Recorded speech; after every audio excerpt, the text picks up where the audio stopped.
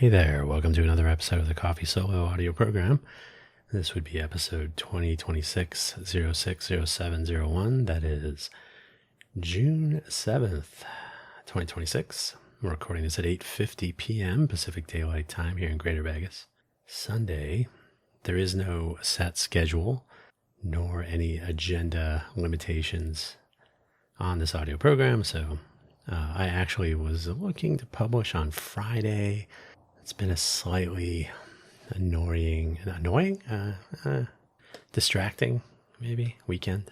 The title of the title today, I have jotted down some notes. One of these days, it's been a while. I have done this before where I just don't write anything. I just go with what's off the top of my head. Anyway, today's title, Bored of the Flies. That'll be a little bit of foreshadowing. We'll get right into that. As we know, the title of the episode is usually correlated to the first main topic. What I do tend to do is talk a bunch between this part of the of each episode and then the actual start of the main part of the show. As I start going over show notes and links, stuff occurs to me. But today we'll try to jump right into it. So, Bored of the Flies, hopefully wherever you found this, I have this memorized. If it sounds like I'm reading it, I definitely have it memorized. So hopefully wherever you found this audio program, you're able to locate the episode description, which contains the show notes, including a brief summary, which I will read to you, and the links for today's episode, which are just the normal links. I was going to link to the fly, but as is usually the case, I think if you're interested in what we're talking about, you can track these things down. Unless I'm referring to a specific YouTube video or something, like I'm going to refer to a book. You have the title, the author.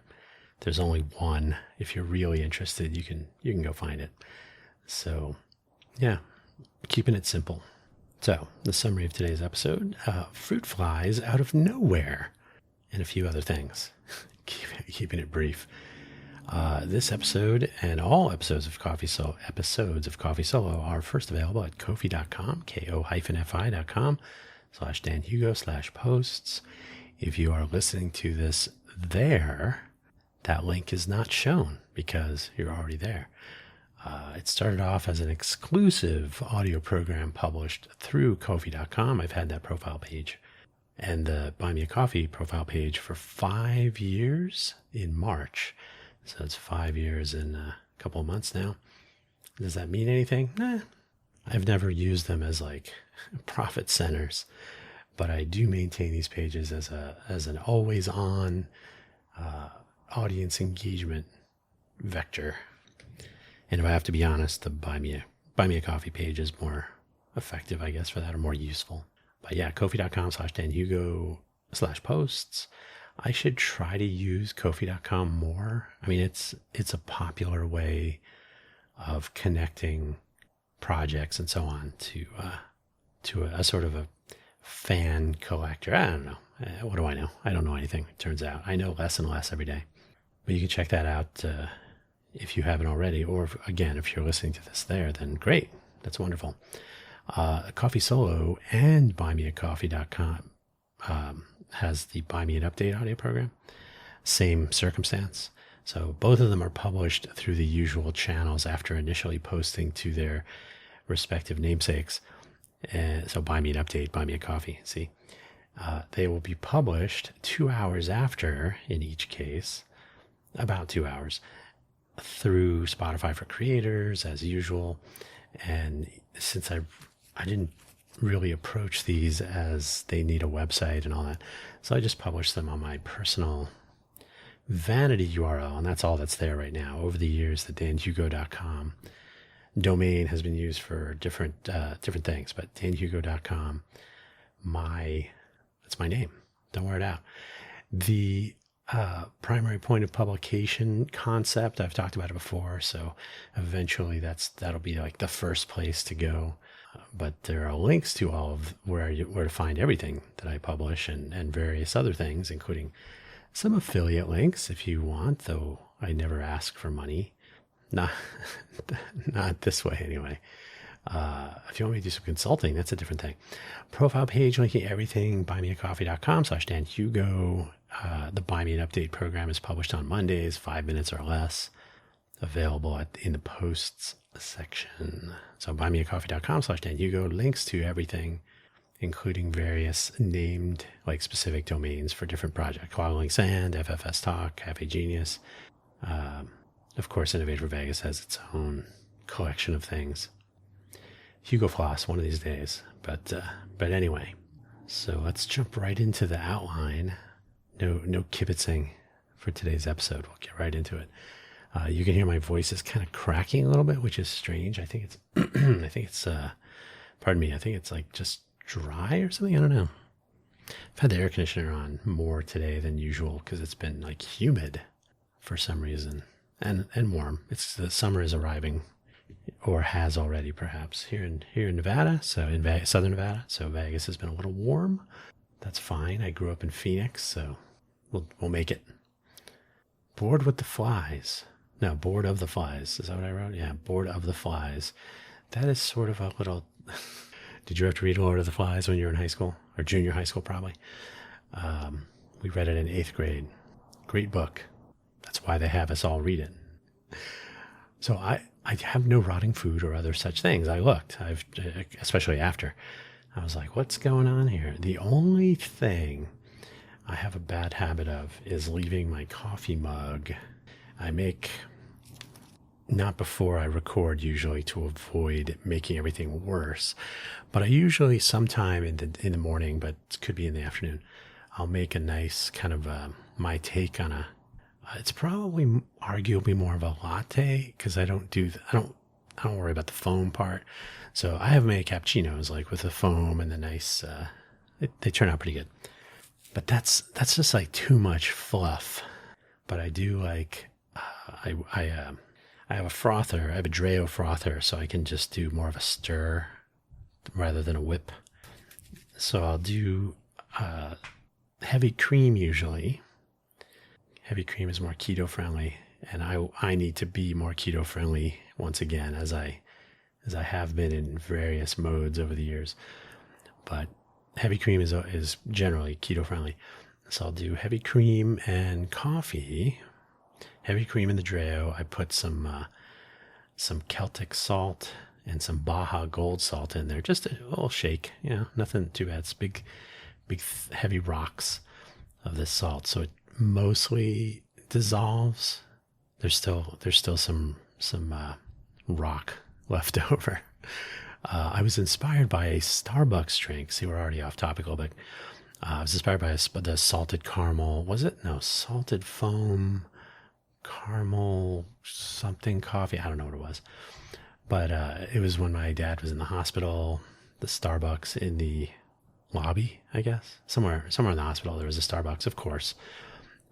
So I said, "What is this salted cold foam or something?"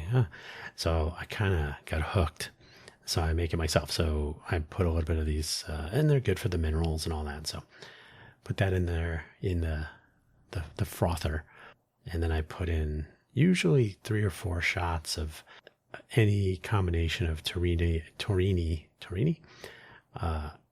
sugar-free syrups, also keto-friendly mostly. And so that'll stir up. And then I make the coffee, AeroPress, bam. And then I pour it. Anyway, so that's usually once a day. I didn't make one today, actually. So sometimes if I'm doing something or I'm distracted, I'll occasionally leave the mug, and it will have maybe a little bit of the dairy, right, the heavy cream. So it's only just one day, so it really doesn't turn.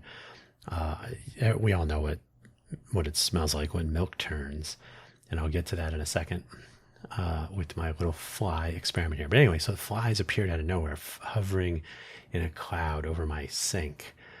Every once in a while I will see a fly in front of my monitor because they're drawn to the light if it's dark. And I made a comment the other day, like, you can't really swat at it because I'm not swatting a fly on my monitor, so it kind of has the run of the place. I was like, that's weird, but I guess it's the season, it's getting warm and stuff. And so when I first saw the fly, I think I mentioned it in this episode. I mean, this program, not this episode, obviously. That was over a week ago, I think. Anyway, at some point, I started noticing, oh, there's flies in the kitchen. That's weird. And about 5 days ago, I think it was about 5 days ago, I was like, what in tarnation? There were a lot of fruit flies in the kitchen, but they're, aside from the odd one that ventures out over to my computer, is probably like 50 feet away. Is that 50? I don't know, 30, however big this place is. It's as far away from the kitchen as I can be. And so I guess one ventures over here once in a while. But yeah, in the kitchen, cloud of flies over the sink. And I was like, what's going on here? And I couldn't find anything that would be drawing the flies. So my guess is they came up through the sink. The joys of apartment living, I guess. So whatever's in the plumbing, whatever happens, maybe some eggs got rinsed down. Who knows? I can only speculate and not hear. But I did a little searching online, and maybe you know this already, but apple cider vinegar happens to be, it does it. There's nothing, I'm really surprised it hasn't been turned into a fuel. But apple cider vinegar, once again, to the rescue. I still have a mostly full bottle of Bragg's apple cider vinegar with the mother at the bottom. And so I didn't shake it, of course. I don't want to waste that on the little things. So I put some apple cider vinegar in 2 jars. 2 jars, if you're a Brian Regan fan. That was only a fraction of a bit, so maybe that didn't even make sense. So I put it in 2 jars, and I left the jars open, thinking, oh, I'll throw the lid on the jar if they start building up inside the jar, and then I put a little soap in there so that they would sink to the bottom, which did happen. But there were a lot of flies hanging around on the edge, and I was like, oh, this is annoying. They're not taking it. So I had these 2 jars. I went and got some fly strips. And those have not, there's not like a ton of dead bodies on there. I have used those in a time when I don't think they were fruit flies. This was years ago in a different building and so on, different place. And it was not good. I don't know how I got this fly infestation. It was ridiculous. And so I got these fly strips, and they were covered with little dead bodies. Every day would be like, oh my God. There's millions of crazy. So that's not the case here. So they're not, there's, the odd, 10, who knows? But I'm still seeing the flies through the week, right? I got these the other day. So I got the apple cider vinegar and the fly strips, sticky. They're actually useful. I wish they would work better.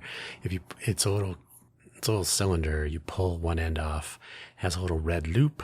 You pull the red loop, and it unfurls it's almost like NASA designed, unfurls this sticky ribbon that comes in a loop. If it would stay, like if you pull it out, and I can do this if I'm careful, if you pull it out and you end up with like an extended cone, but it doesn't start turning into the strip, right? It has to kind of come out of the loop and turn into a ribbon. But if you can leave it, and it's hard, if you've ever used like anything coiled up, if you can imagine like extruding it so you can make, so the inner radii become like the walls of a cone. Anyway, those are easy to put on a countertop, right? So I would be able to put them closer to where the flies are hanging out. But that didn't work either. They're not going for the fly strips. So I'm like, okay, you're probably catching them as they're flying by. But so I'm seeing the jars have a few bodies. Sorry, guys. So flies, some are taking the bait. They're sinking to the bottom of the jar. All good. As an experiment, I took some old jar lids and I did the same, so that'd be shallower, so that there's no rim to hang out on. Those actually caught a few. But now, it's 5 days later, I'm seeing the cloud has shrunk. So they've basically stayed in the kitchen, which is nice, except for that odd one, like I said. So I'm really hoping, because I am indeed bored of the flies, so I'm really hoping this this bit of chaos is coming to an end, but kind of not not appetizing. Although luckily also they are not like going for food if I'm trying to make something. So I've made coffee. I just make sure that they're not buzzing around the coffee corner, if you will. And there are a few things that I'll run through the dishwasher when this is all done, and I'll give everything the once over twice with a little fantastic. I think I have some fantastic. But yeah, what an adventure out of nowhere. It's one of those things where you're like, what, why do I have to deal with this now? And I mean, again, apartment. So like was it a year ago, maybe 2 years ago? I was literally standing at my computer as I am now, and I felt this itching on my leg. I was like, "Oh, what is this?" I looked down, and there's there's a little trail of ants that are coming in from the wall. I think there was like one little food particle under my desk that I had not seen. Like there's a deck at the bottom of my desk that my computer is resting on, so it's up off the floor by an inch or two. So that's connected to the whole desk. So it's possible so I look under there, I'm like, oh, that's what they're going for. Apparently it was whatever it was, a piece of a pretzel or something. I don't know. But this was enough for like, hey guys, let's go to this apartment. They got food on the floor here. And I was like, oh, so annoying. Luckily that lasted for maybe a day or two. But I mean, you never know. So you got to be extra careful in apartments or anything with, well, in this case, common walls and plumbing and everything. But common wall is the beginning of the end. You never know what's gonna decide to, like, oh, let's check out this place, and there it is. So yeah, hopefully we're coming to an end of that, because yes, very bored. I would very much like to get back to normal. I will. So I assume it's the what do you call it, the drains. So I did put some stuff in the disposer, which then goes over. So I'm not sure if it was the disposer or the other side of the sink. So that they are connected, obviously. So I have made an attempt at clearing the baffles. So we'll see. We'll see what happens. But yipes, what an unexpected. So this, I'm not going to say I was spending 8 hours a day on this, but it's one of those things where you're like, I didn't need this. I didn't need to have to deal with this all of a sudden. So my weekend productivity was not the normal 0. It's maybe a little negative. So speaking of, I have mentioned how much I love LinkedIn at least once on this program. I've focused entire episodes of my programs on this. Not a fan. It is only a taller heap of garbage daily. Like every day I find something else. Like, it's actually getting worse. It's still getting worse. Now I publish 3 newsletters there. Yeah. So we have Innovate for Vegas Foundation. We have Cafe Genius. So those have each had a page for a while. The Innovate for Vegas page is actually 4 more people to get to 1,000, which means nothing, which is sort of silly, but okay, it's a fake milestone. It's something. Okay, so here the deal. One of the reasons I don't like LinkedIn is because of all the algorithmic feed manipulation. We have almost 1,000 followers, and yet the things I post there are seen by 10 people, 20 people. So either they're never being presented with it, or they're never clicking on it. It's a combination, but I have a feeling that it's just not being fed to people because I only post once or twice a week because I don't like it. But here's the key. Even for those impressions where people actually take the time, I don't know if they actually click on things the more to read the rest of the post, all that, because I do try to experiment with the methodology, which I also don't care for. When you see somebody that's a LinkedIn poster and they write a normal thing, you're like, how many 1-sentence paragraphs can you use? Oh, all of them, apparently. So I'm not a fan. But, we'll get 0 engagement. So it's not a good platform for us, because the people that actually do see what is posted there don't do anything. They don't reshare, they don't comment, they don't like, they don't take the action that's indicated if there is one. Like, hey, our meetup is on Friday or whatever. So the value is approaching zero with LinkedIn. So I thought I would give the newsletters one last try.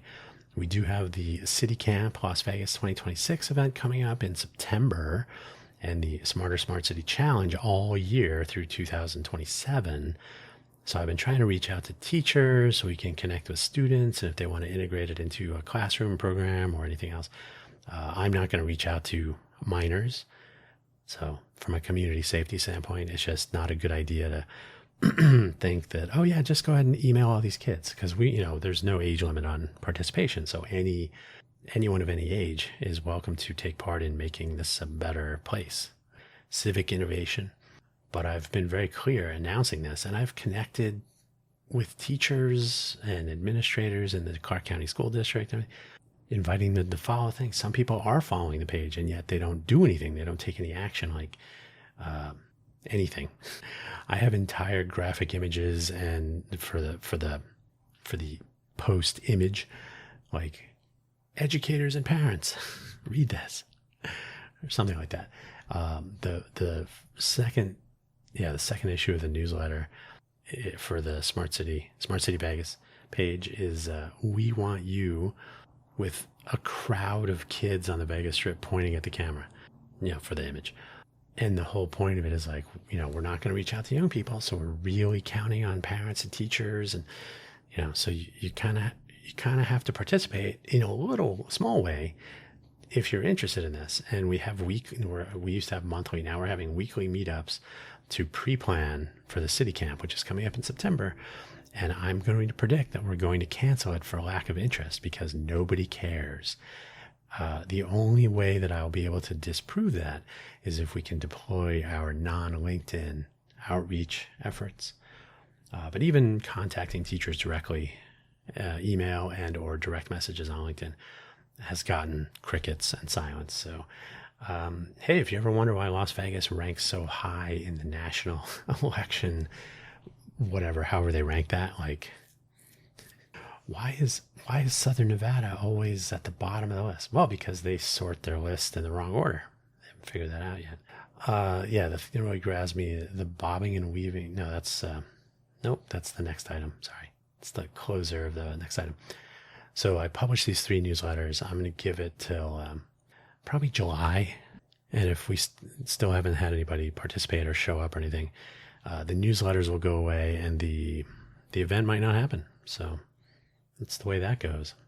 But it's motivation to launch the. Let me get some water. It's motivation to get off that platform. August 11th? I think I signed up for LinkedIn when they launched in 2003. So in 2023, I basically posted once a month every year that I'm really going to stop using this platform. And then I don't post any personal items there anymore. I'll comment on a thing now and then or click on a reaction button but I no longer proactively use the platform for myself. And it has only become more and more clear that people just don't, you need big numbers on LinkedIn. So we don't have, with almost 1,000 people following our page after 4 years, we are a gnat or a fruit fly, perhaps, on the backside of a very large pineapple-shaped elephant or something. So nobody really, it's follow and forget, as I like to say. So so August 11th will be when I signed up in 2003. So it'll be 23 years. And I have completely lost interest. I'm completely unimpressed by the direction LinkedIn has taken. So I really want to get out of there. So it's only more motivation to get some other, the other stuff that we're working on deployed. So no more procrastination, which we can talk about later. So I've been watching interrogation videos lately. I normally watch movie reaction videos, and this is a rarity. I did not see Hail Mary in the theater. I was really thinking about it, but I was like, you know what? I read the book, and I'm hearing that people that read the book are not displeased, but then there was people bickering, and I'm like, do I want to spend $20? It'll come out. I'll be able to watch it streaming. Then Amazon Prime has it, but I'm like, that's still, you have to pay for it. So yeah, I'll just wait till I've read the book. I know the whole story. I'm not rationalizing so much as like I can watch it when it's available as a normal stream item on Prime or wherever else. But what was it, two or three different reaction channels watched it. So I saw some of them, as much of it as they were willing to publish on their YouTube stream. I was like, okay, yeah, I get it. I mean, it looks watchable, and oh, this is why you should see it in the theater. That was amazing. I'm like, okay. I have to be honest. When we were in college, we used to head out to Westwood, California, because they had nice big screens, and you would usually catch opening night movies there. And we're like, we got to go see it opening night because that's when the film is the best. So we were all into like, we got to get this sound and this screen size. So it was very exciting back then. But now I have to be honest, I've sort of lost interest. Like I've seen movies in giant spherical. I saw a movie in Balboa Park in a spherical theater. I've seen 70 millimeter ultra wide at a single screen theater in Phoenix called the Cine Capri. So they would turn the whole theater into a themed, like I saw Hunt for Red October there, and they turned the whole place into like a sort of submarine theme. And I think I saw that movie. Yeah, I saw that with somebody from high school. So when I was in high school, the idea is back then was like, oh, we got to have the whole movie experience, and I get it, but now it's like the value proposition just isn't there anyway. So that was a rarity where I'm watching a reaction video of a movie I have not seen. So that was interesting. But I've been watching interrogation videos lately, mostly because I can just leave them on and they run for 2 or 3 hours sometimes. And if you kind of perk up a little bit and hear some of the passages of the conversations, you're like, oh my goodness, this is ridiculous. So of course they do that on purpose. You're not going to see like a boring interrogation where they're like, did you do it? No. Did you do it? No. Did you do it? Maybe. What? No. Did you do it? Well, okay, yes. 5 minutes, in and out, done. What I found in my deep scientific research, obviously this is not a statistically significant sample. Maybe the ones that are best for YouTube streams or videos are not always by the book. They will go through the trouble of reading their Miranda rights. I think we all know those by now: the right to remain silent, the right to have an attorney present. So they'll do all that, and they're like, they kind of rush through, okay, do you want to sign that here? And then they won't really, some do and some don't. Did you want to have a lawyer present? But mostly they steer very clear of that whole notion. So if somebody says, I kind of think I should have a lawyer, they're like, well, decide now, and then we'll stop talking until you get a lawyer, or that general sentiment. And so they put the person on the back foot of like, all right, well, it's going to take longer, or okay, it's going to put us out. So you kind of tug on and then they're always very clear, you're not under arrest, but we do read this to everyone because you are in an interrogation room. So we have to be very clear, you're being recorded. So some will go that extra mile. But the take home is that they really don't want you to have a lawyer. They want you to speak freely and stupidly, and they'll record everything.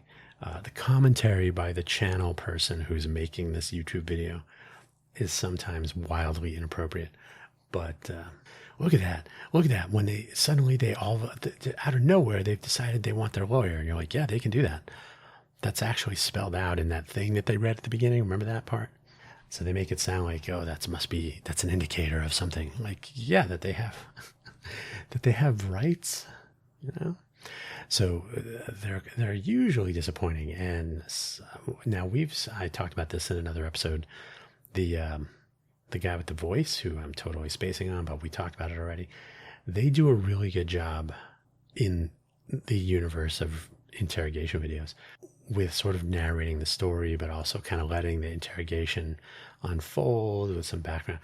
Nowadays, it's just like people want to look at their facial expression, so they're kind of picking on the person. Of course, they already know that the person got convicted. That's the end of the video, but they just feel they don't feel good. So as I've been watching these, I'm like, this is not worth my time. I feel awful about. Uh, I don't feel much, but I just feel like I'm watching people's rights not being respected as the base sort of thing, right? You don't want a lawyer. Like, is somebody gonna like have a watch ticking back and forth? You were getting very sleepy. You don't want a lawyer.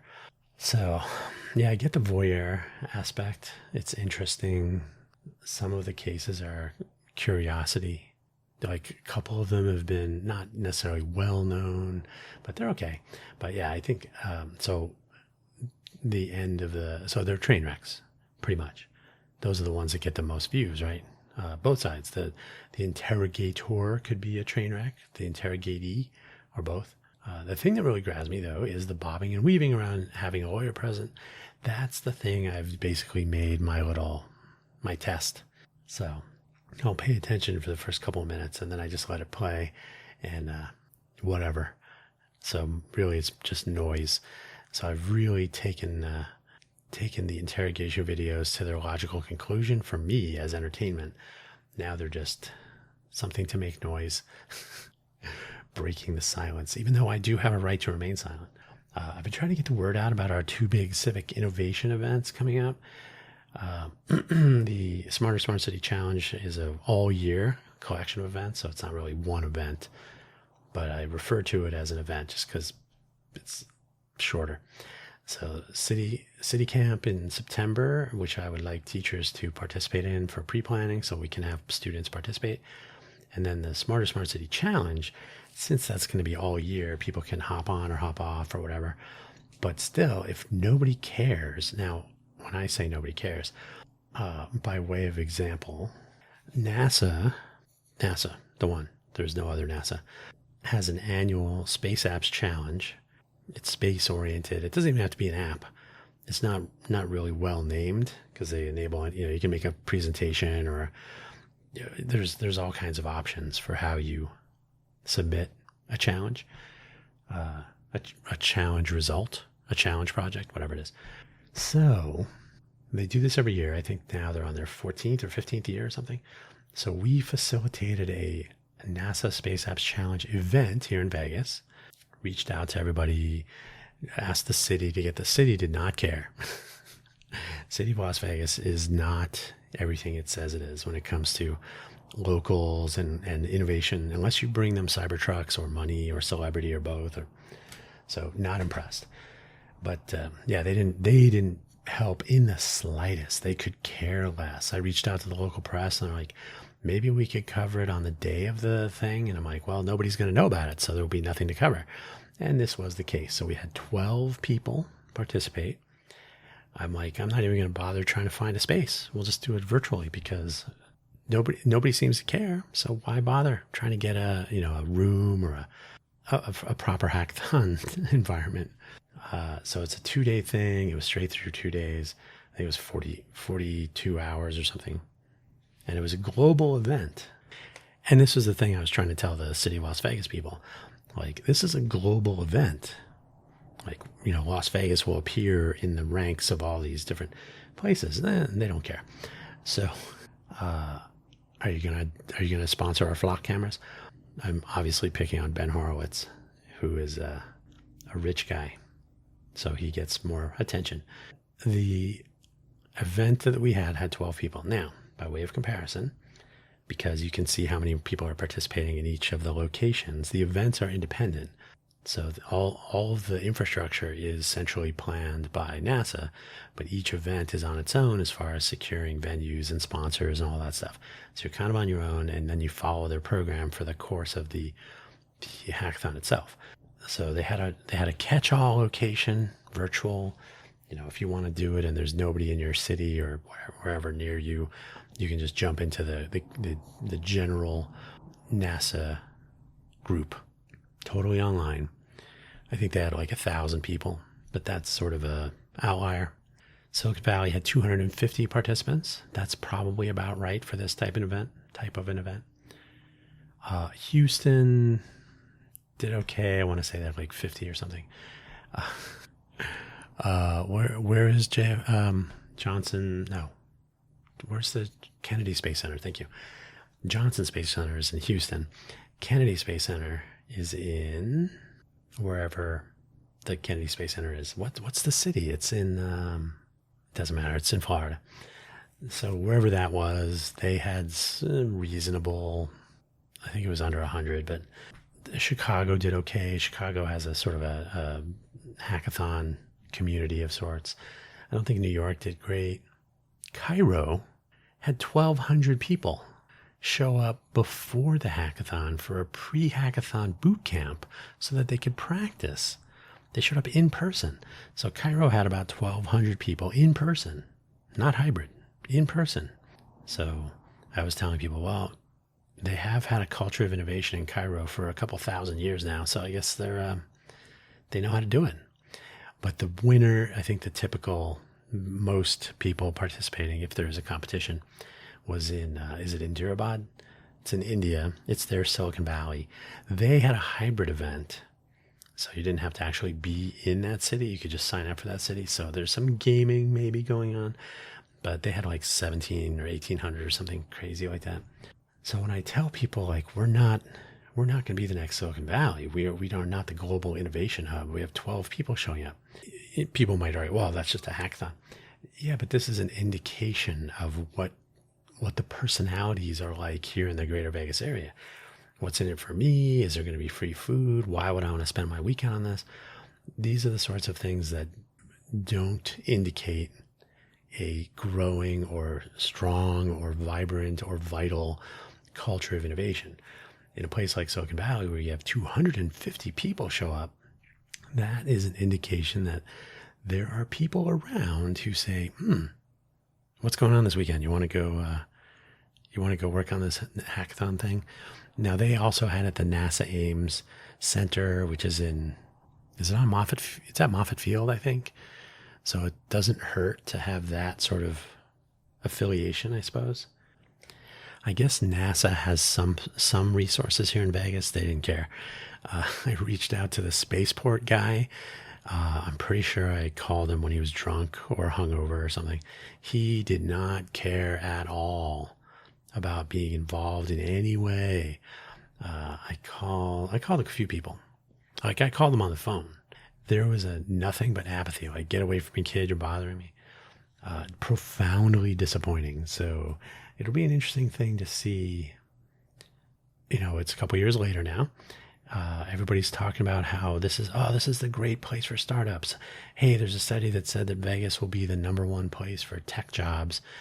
Like, those are all those surveys are not to be trusted. So, yeah, it'll be interesting to see what happens here. But the City Camp will be the first tell. And if City Camp can't even get participation, like if we don't get 100, 150 people to participate, it will be canceled. And it will put at risk any Smart City Challenge efforts, because it ends up being not worth it, literally. So, I mean, we should just spend time on the projects that we already have and not try to reach out to people who simply do not care or don't even understand what they don't care about. So I'm trying to get the word out to give it a fair shake. And our local press does not care at all. They literally don't care. So that's an interesting one. So yeah, uphill. Vegas is only what you see. Shiny lights, traffic, people losing money at the tables. I've been reading The Fourth Turning is Here by Neil Howe. It was published in 2023. So he has references to pandemics and Trump and all that. It's the follow-up to the original, now not the second term of Trump. So some of this stuff is like, if only he knew. It's a follow-up to the original Fourth Turning. It's called The Fourth Turning, published in 1997, and it was written by Neil Howe and his co-author, William Strauss. William Strauss passed away, was it 2000? Early 2000s, I think it was. He talks about it in the forward. I think it was the forward, intro, forward, whatever. So the book is interesting. It's fascinating to me because it is a lot of objective observation of historical events and generational trends. So it's not like he's It's not a lot of hand waving. It's really like this happened, and then this much time passed, and this happened, and I'm in the part of the book where he's comparing global history, like whether there are global trends of turnings. What is it called? Now I'm spacing on the word. There's the cycle is called a supical. I can't remember now. Let me see if I can find it in the. No, I can't remember the term. Yeah, I don't know. People are skeptical, but I'm looking at the Wikipedia page. The theory is that there's these cycles that bind generations together, and they transition from one to another with different. So that's why there's a baby boomer, and then the Gen X, which I am a part of, and then the millennials, and then like when do they start and end? And usually you have to kind of wait and see what's going on before you can really pick the start and end dates. But the take home, if you don't read it as if this is some sort of magic. So if you start off by saying, does this correspond to real events? And you're like, well, it kind of does. And, oh wait, Strauss-Howe, not archetypes. Sorry, I'm trying to get this word. Strauss-Howe generational theory. Yeah, I'm totally spacing on the word. Anyway, so this term, I mean, if you just look at it practically, you can see like, oh, okay, yeah, it's been about, so the cycle length for Western Earth is around 84, I think it was 84, 86 years. And if you look at the generation sizes, the intervals, they are about 23 years, I think it is, give or take, right? There's always some slack in there. So the lost generation, the greatest generation, the baby boomers, Gen X, Gen Y, or millennials, Gen Z, and now allegedly Gen Alpha. So if you look at how the generations chain, like one set of circumstances and attitudes and whatnot from the current generation will impact the next generation. And because the nature of the generation changes, the nature of its impact on the next generation changes, but allegedly in a somewhat predictable way, not specifically. And this is where you probably will get the skeptics. And you can't predict exactly, but you can see like the directions. I think he has a couple of labels, because you have to look at childhood and coming of age and sort of maturity, and then retirement. Like there's phases of life for the generations, and so there's all these different aspects of it. So if you actually read through it, it is very interesting to think about, and you kind of say, well, oh, that does kind of make sense, that this attitude and this and that. So I'm finding it an interesting read. I actually have the fourth turn. I got it out of the library.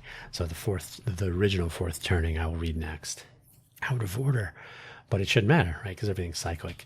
I think it's interesting. Now, the thing where there could be some skepticism is in how you apply this. If you because you can look back through history and make correlations and say, okay, so that's pretty objective. When you get subjective is when you start valuing or assigning value to these trends, these patterns, classifications, and so on, and you decide that you can maybe take a look at what's coming next. And that's where you're going to get people going, oh, come on. And what came to mind as I was reading this was psychohistory, if you're familiar with that. If you're familiar with the Apple TV show that attempted to make some media out of the original books. So I'll assume you know what I'm talking about. And if you don't, you don't. But can you look at macro trends and make long-term projections about likelihoods of things?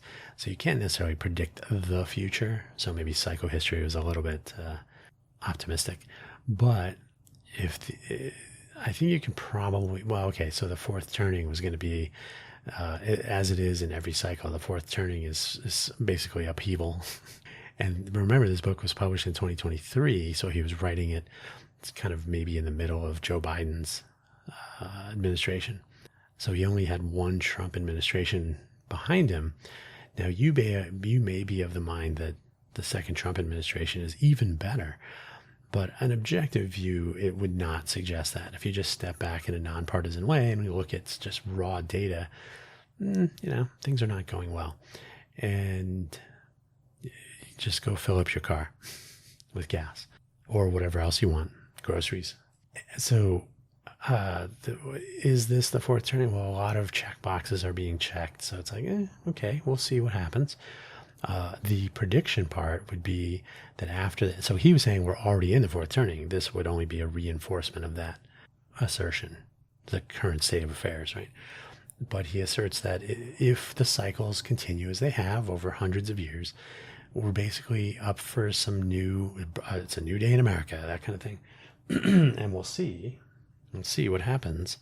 But in his view, this is somewhat predictable, and the next generation the generation that will sort of inherit wherever Western society, America in particular, will, I guess, be sort of a combination of Gen X and millennials, right? So as things unfold over the next decade, Gen X will be almost old enough to run for political office, and then the millennials will be sort of in the main sort of adult generation. Gen Z will be the up and comers more so than they are now, I guess. Or maybe we shift by one generation for all of what I just said. Not sure. I haven't finished the book. And also, again, I do want to read the original just to see where they started with this notion. So it's interesting. It's an interesting book. It's an interesting idea, interesting topic. And yeah, that's all I had to say about that. Is there anything else? I can't really think of anything else. There were a couple of things on like Friday that I was like, that's an observation I would like to share for posterity. And I don't remember what it is. I have the awful habit of, and we already know how this goes. I'll remember it. I will definitely remember that thing that I don't even remember what I was going to try to remember. So I should write things down and or take advantage of the variety of technology that I have surrounding me at all times. Like, hey, device, record this notion. Yeah. Will I do that? Maybe. But there are a variety of topics. So I will try to get another episode of this audio program out during the week because, again, there were topics of great import. In the meantime, you can't even mess around anymore. Just for the purposes, I don't know if I talked about this in this episode, I like to do things to see if they will work. So if you see something that doesn't work, like very clearly getting the word out about things in Vegas is a tremendous difficulty. It's extremely difficult. So the local press does not help you. Okay, I already know that. Local cities have I've already talked about this, I think. The show me what you got attitude. That is not conducive to innovation, right? That's overly commercialized view. Like we're only here to turn products into solutions or something. Not, oh, you have an idea for a product? Well, how can we help enable that? They're not there yet. So I don't think they're mature enough a place. The attitudes are not mature enough to really see it. Not everywhere. I always have to disclaim this. Like, you say there's no innovation here. No, there's innovation everywhere. There's always a startup community somewhere. There's always the beginnings of something. But you can't make the claims that this area makes about being a global innovation hub and then not know what to do with that, which is what I claim. They're just not mature enough to figure this out. I think it takes 10 years minimum. Then we will be in the fourth turning. No, I just think it takes time to establish some of the culture of innovation requirements to be a global innovation hub. And we are the next Silicon Valley. And I'm like, nuh-uh. We only had 12 people show up for our thing here. And not that is the measurement, but you sort of start to see a trend when you're in Silicon Valley or places similar to it versus a place that wants to be, aspires to be, but doesn't know what to do next. People showing up, not having one meetup every month that everybody thinks that's the thing, that's the one, you got to go to it, that's it, we don't have anything else. You have to have local media or any media actively engaged. You have to treat innovation as a newsworthy thing all the time. They don't do that here. In fact, that could be a topic for a podcast this week. Yeah, innovation is newsworthy. Really, that might be there you go. This entire program, this episode has been completely worthwhile for reaching that point in my thought process. So now I will write it down so I don't forget. What else? Oh, so yeah, innovation is newsworthy. That will be a Cafe Genius topic. Cafe Genius topic ideas. Boy, this is taking a long time. I could forget important things. Innovation is newsworthy. Really. Could be a topic for a newsletter, but I think maybe both. I'll try to work them together. That's all I got for you today. I think I'm going to wrap it up. I'm going to go make my special coffee, even though it's late in the evening. It's coming up on 10 p.m., but I pretty much have coffee whenever I want. I don't do the whole, no coffee for me after 3 p.m. It's, no, I worry not. On that note, thank you for listening. You can hear my voice is still doing its thing. The weather here has been extra odd. I think, we're supposed to get some rain tomorrow. Maybe that will help because we had the big wind. The winds have died down, but it still leaves a bunch of particulates in the sky. And I'm sure that's over the past couple of months, it's made everything worse for my speaking voice. So I'm hoping things will smooth out a little bit. I think it's supposed to be raining tomorrow. Hopefully that will bring some of the dust down. I think our monsoons are in July, August. That'll be interesting also. All right, that's it. I don't want to ramble too much about weather. That's the end of a conversation, if ever, right? So thanks for checking it out. Don't forget Ko-fi.com/DanHugo/posts for finding these episodes when they are first published, and then buymeacoffee.com/DanHugo/posts to find the Buy Me an Update program, which I will publish tomorrow morning, Monday morning, every Monday morning. And it's 5 minutes or less. It's a quick rundown on the previous week's audio program topics and then news and announcements upcoming. And then it's on with the week of trying to convince people to participate in anything. All right, that's where I'm going to leave it. Thank you so much for listening. As always, we'll catch you next time. Bye-bye.